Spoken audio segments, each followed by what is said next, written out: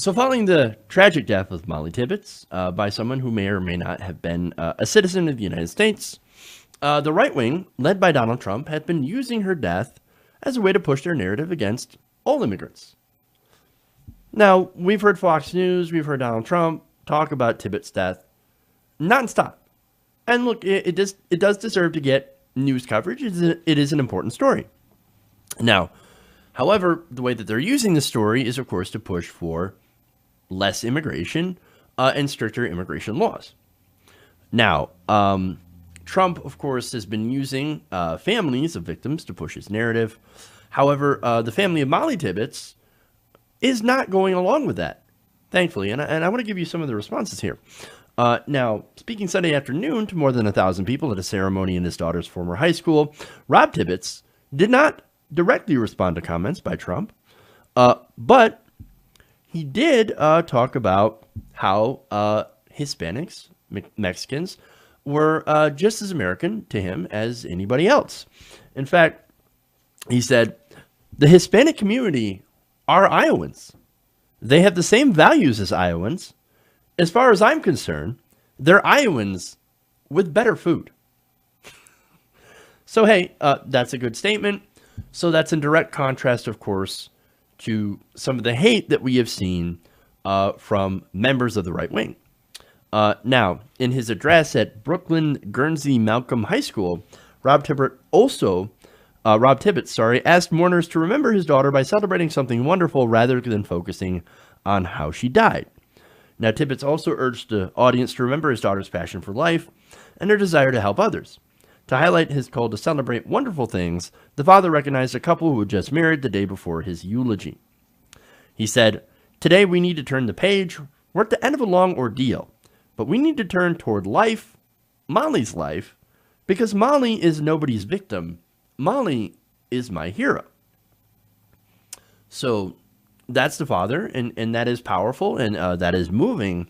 Now, her cousin, however, a bit more direct, Sandy Tibbets Murphy on Friday had wrote this on Facebook, and this does go after people who have been politicizing her death for political gain. She says, "Especially for those who did not know her in life, you do not get to usurp Mollie and her legacy for your racist, false narrative now that she is no longer with us. We hereby reclaim our Mollie." She further on goes to say, "Mollie was killed and a man has been arrested and charged with her murder. Yes, that man is an immigrant to this country, with uncertainty as to his legal status. But it matters not. He could have been a citizen born in this country. He could have been an older white man from anywhere. He could have been a man from Mollie's world. He is a man whose path in life crossed that of Mollie's life with tragic results. He is a man who felt entitled to impose himself on Mollie's life without consequence." Now here's where I think he's going to make certain members of the right make their head explode.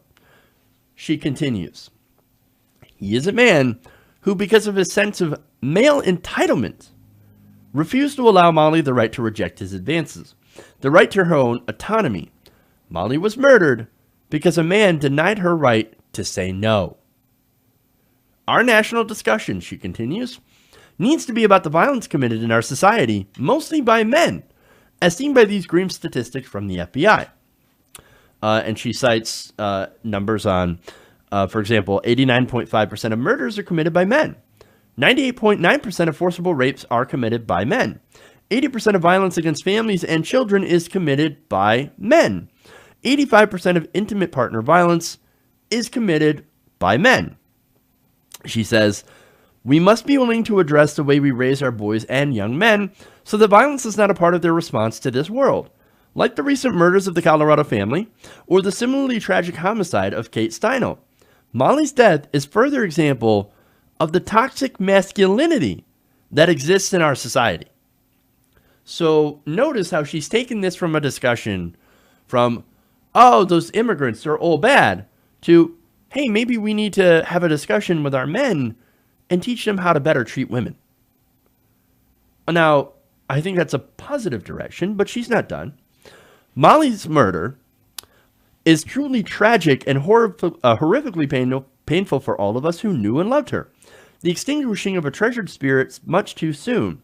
It is not your right to exacerbate this grievous act by hijacking Mollie and all she believed with your racist fear-mongering. You do not get to use her murder to inaccurately promote your permanently separated hyperbole. You do not have permission to callously use this tragedy to demonize an entire population for the acts of one man. No, we reclaim our Mollie. So, understand, that is incredibly strong. Like, I'm not going to speak for the family, right? I'm not going to speak for Mollie.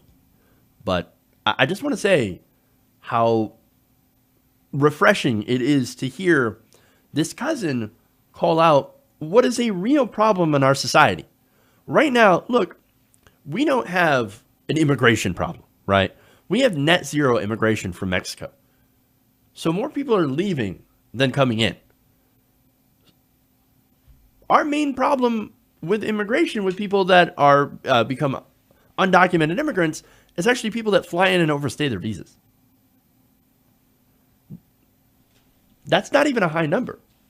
And then when you look at the rate of criminal acts, immigrants are less likely to be able to actually commit crimes than native-born Americans. So we don't have that problem. That is basically Donald Trump has a solution looking for a problem, and that solution is to waste a whole bunch of money on a wall. Ridiculous, right? But this Sandy Tibbets Murphy, she says that's not the problem. No, the problem is where you have toxic masculinity. Not masculinity, right? There's nothing wrong with being masculine. There's nothing wrong with being feminine. It's when it gets into, no, I'm entitled to your body. I have a right to your body. And you don't. You don't have a right to say no, because I will hurt you, right? And I've talked about male entitlement. For example, I mentioned it on when I talked about the Florida shooting in Jacksonville, where somebody felt that they were entitled to win, right? I feel like I'm entitled to win. I'm entitled to get what I want out of life. The same can be applied, of course, to women. And there are men out there that feel that they are entitled to a woman's body. This man was one of them. And look, we've got to face the fact, right, that there are a lot of women that are afraid of men. They are afraid of spurning advances. They are afraid of saying no. Now, why, you ask? Now, look, for someone like me, something like that would have never occurred to me years ago. Now, what are you talking about? Of course you can say no. I mean, if you don't want to be with somebody, if you don't want to sleep with somebody, all you have to do is just tell them no. But see, we're missing something, because from our perspective, if we're not interested in going out with a woman, what we have to do is say, of course not. No, we're not. I'm not really interested. And nothing would happen to us. But women don't get the same deal. Women often get killed, raped, for spurning in advance. Now, there are women out there that are unable to say no because they know the reality. And they say, well, they're afraid to say no. And so some people might think, what are you talking about? She was leading me on. No, not in every case.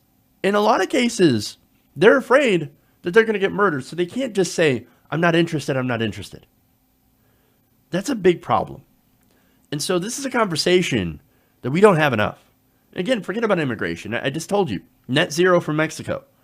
Immigrants commit less crime than native-born Americans, right? How about we have a conversation about male entitlement?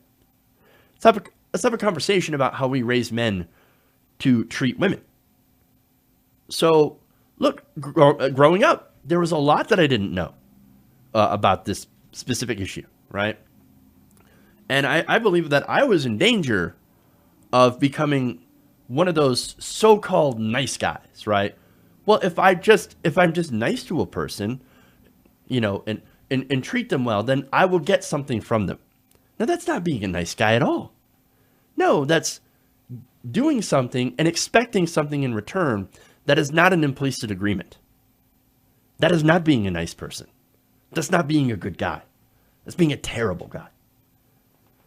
And what it takes to get you out of that mentality is you actually have to know. You actually have to find out from their perspective. You actually have to understand them and treat them as they're human beings. And we're not having this conversation. We're not treating our young men to do that. We are not teaching them. So, look, and again, you got to treat young men and boys that they do not have a right to a woman's body. And we have to talk about the incel community and some of the violent rhetoric that leads to violent action. That's a discussion that we need to have. Now, are they talking about that? Is Donald Trump tweeting about that? No, of course not. This is a guy who thinks, no, look, I bought her some furniture, right? So of course she'll sleep with me. I can go and grab her by the pussy. And that's fine. When you're a star, they let you do it. Of course you're not going to get this discussion from Donald Trump or many in the right wing. Look, that's the reality of the situation. She's absolutely right, in my opinion. It wasn't immigration that killed Mollie Tibbets. It was toxic masculinity. It was men feeling entitled and then lashing out when they get what they do. And it happens far too often in America. And it's something that we don't talk about enough.